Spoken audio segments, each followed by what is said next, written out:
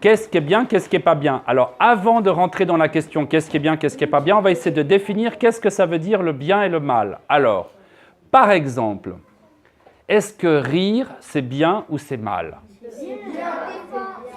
Donc, par exemple, si je regarde cette fille et que je fais comme ça, c'est bien. Donc, ce n'est pas le rire qui est bien ou qui est mal, c'est quoi? Voilà, c'est l'intention. Eh bien, moi, je suis venu vous parler d'un sujet bien précis qui s'appelle la citoyenneté numérique. Qu'est-ce que ça veut dire? Ça veut dire qu'au même titre que quand on recycle, quand on prend un sachet dans la rue et qu'on le met dans la poubelle pour pas qu'il traîne dans la rue, on fait quelque chose de bien pour la planète. Eh bien, au même titre, quand on a une bonne intention sur Internet, eh bien, on fait quelque chose de bien pour la planète.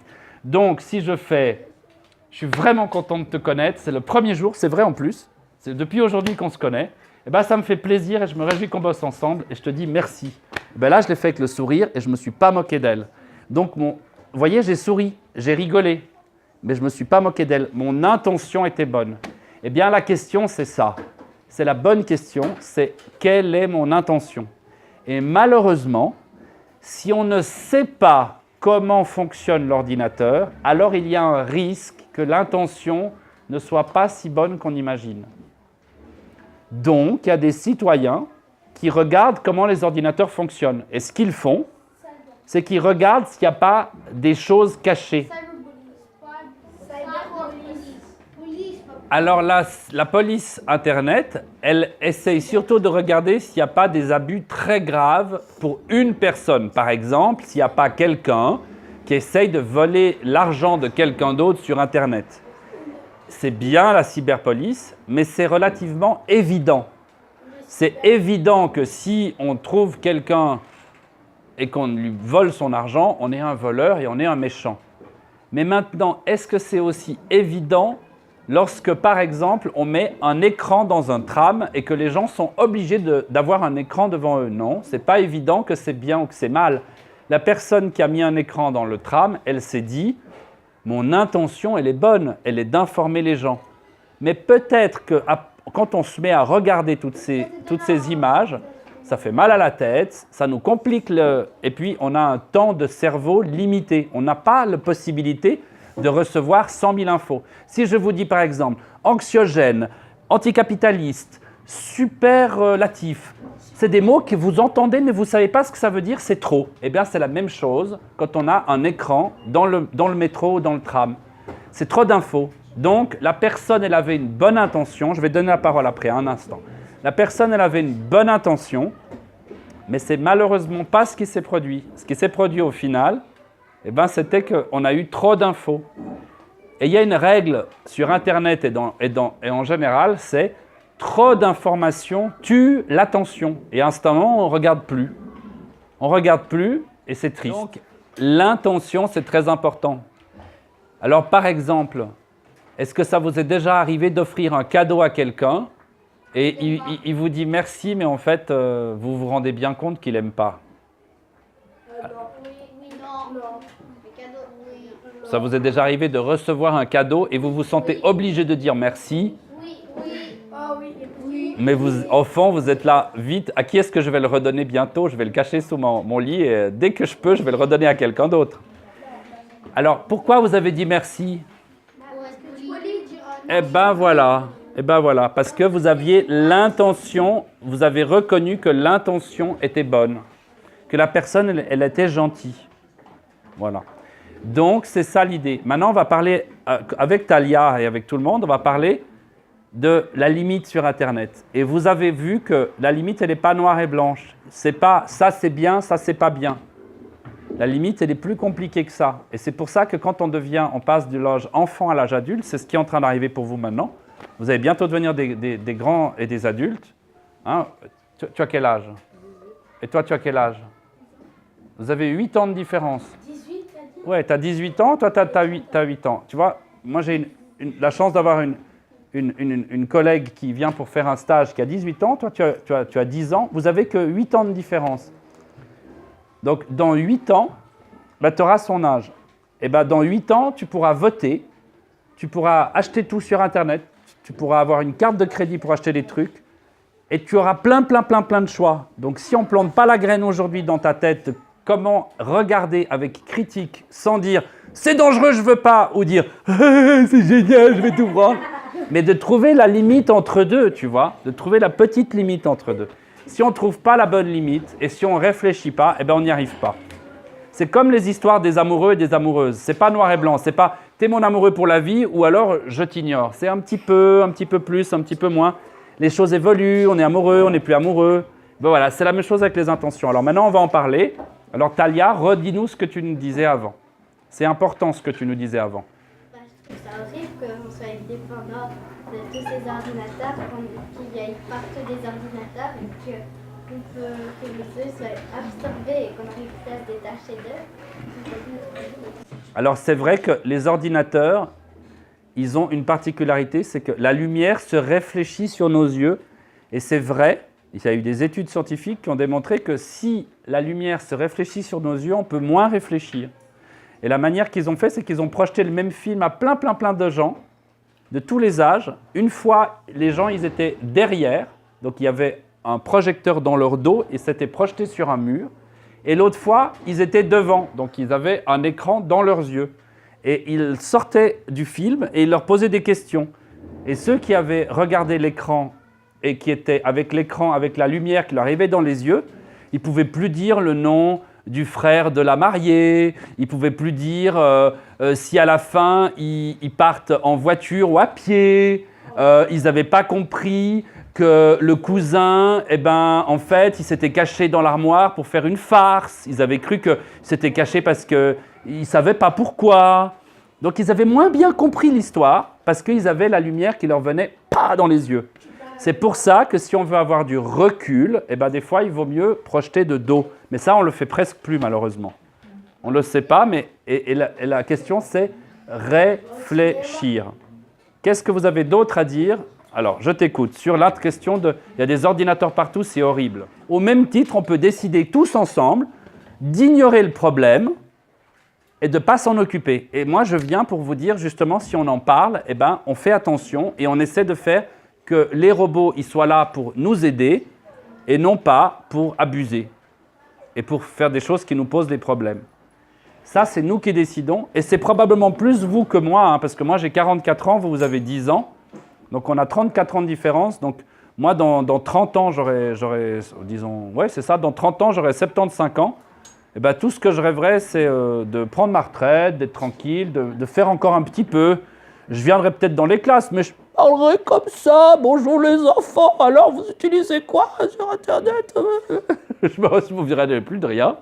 Alors qu'aujourd'hui, je suis encore plein de force, mais c'est vous qui aurez de la force dans 30 ans. Donc c'est peut-être vous qui vous poserez ces questions. Alors Talia, tu as encore une idée, je t'écoute. Mais aussi, je crois que dès qu'il y a le Wi-Fi et tout ça, il y a des mutations. Il y a des ondes. Dans notre corps, et c'est pour ça que par exemple la nuit peut éteindre Bluetooth et le Wi-Fi. C'est une très bonne chose. Alors maintenant, on est en train de passer à une troisième étape très importante. Après avoir parlé d'une question importante qui est l'intention, on va parler de la question des limites et des règles. Alors, quelles sont les règles que vous avez dans cette classe sans lier Internet?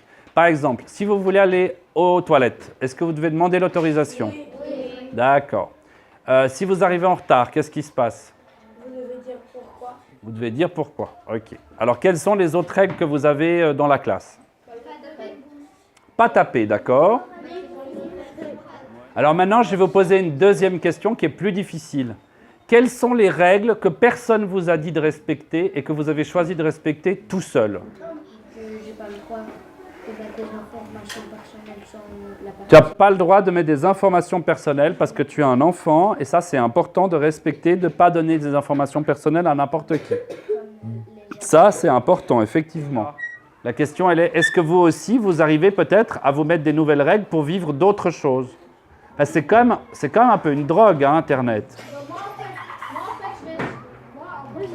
Un peu, hein. C'est en même temps génial et terrible.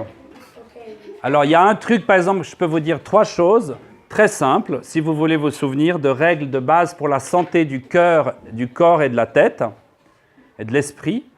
La première chose, effectivement, c'est de ne pas donner ces informations personnelles quand on est un enfant. Ça, c'est important. La deuxième chose, mais attention parce que imaginez que Internet c'est que des dangers, c'est pas bien. Donc vous vous souvenez que par contre, vous pouvez aller sur Wikipédia, il y en a même un wiki pour les enfants, donc ça ne veut pas dire que vous devez rien faire. La deuxième chose, c'est de ne pas manger devant un ordinateur parce que quand on mange devant un ordinateur, le corps il digère moins bien et ça donne des gros ventres comme le mien. Et après on n'en est pas fier. Et ouais. C'est plus difficile de trouver une amoureuse. Oui. Non, c'est vrai, hein. C'est vrai. Si vous mangez devant un écran, c'est pas bien. Et la troisième chose que je peux vous dire, c'est que c'est bien d'éteindre le téléphone avant de dormir. Oui. Ouais. Et de le mettre loin de notre corps. Ça, parce que ça. Ouais. Voilà. Maintenant, il y a encore des autres choses. Peut-être que vous ne savez pas, mais par exemple, il existe des téléphones qui sont fabriqués sans abuser des enfants. Parce que malheureusement, c'est souvent des enfants qui travaillent dans des mines, qui vont récupérer des terres rares, comme par exemple le lithium qu'on trouve dans les batteries, des choses comme ça. Et c'est des jeunes qui, souvent, ils sont très jeunes, hein, ils n'ont pas 18 ans, parce qu'il faut aller dans des petits trous, et puis ils respirent des mauvaises poussières.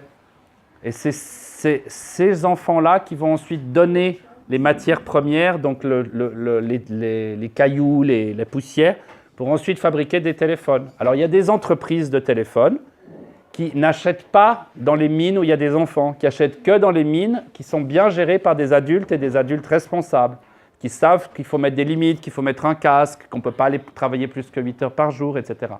Ce n'est pas facile de trouver, mais ça existe. Et vous pouvez demander à vos parents, j'aimerais acheter un téléphone qui a été produit équitablement. Hein, en anglais, on dit un téléphone fair. Les téléphones fair, ça existe. Voilà. La même chose pour les logiciels. C'est des logiciels qui ont été testés pour qu'ils ne fassent pas des choses cachées que vous ne savez pas.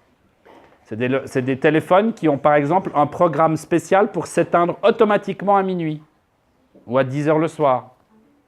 Ça existe. Donc, on peut utiliser des choses éthiques.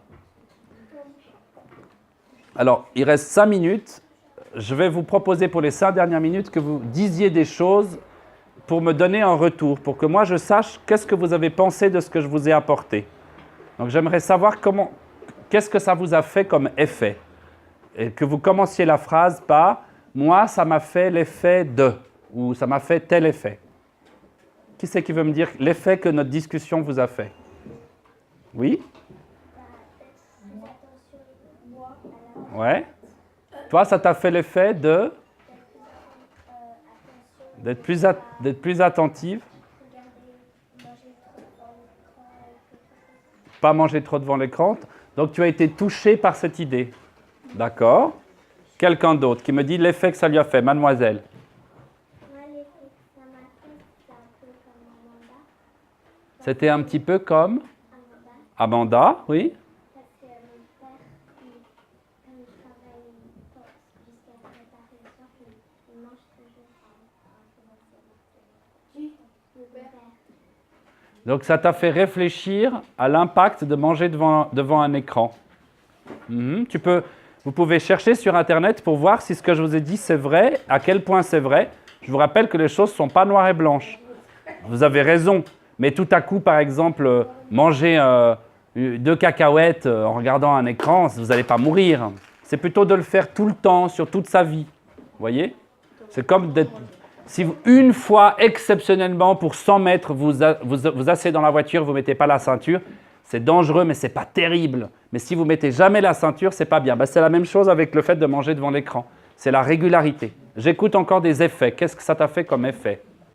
Les trucs pour être attentif à Internet, et bien faire attention à ce qu'on cherche ou s'il y a des choses qui sont bizarres, on peut cliquer dessus.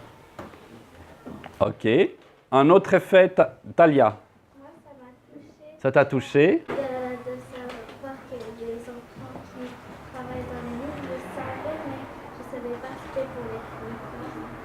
Il y a des enfants qui travaillent dans les mines pour de l'or, pour de l'argent, mais aussi pour ce qu'on appelle les terres rares. Et les terres rares, ce n'est pas de la terre comme de la terre où il y a des vers de terre dedans. Les terres rares, c'est des métaux qu'on trouve dans les téléphones. Il y en a très très peu. D'ailleurs, c'est pour ça qu'on appelle ça les terres rares. Et ce n'est pas uniquement dans les mines de terres rares qu'il y a des enfants. Il y en a parfois dans tout type de mines, mais il y en a là-dedans malheureusement. Et je comprends que tu sois touché parce que c'est vrai que nous, on a de la chance et il y en a qui ont moins de chance. Ça dépend où on est et comment on vit. Et ce n'est pas toujours facile. Et la solidarité, c'est vrai que c'est beau. C'est ça aussi qui fait de nous des humains et pas des robots.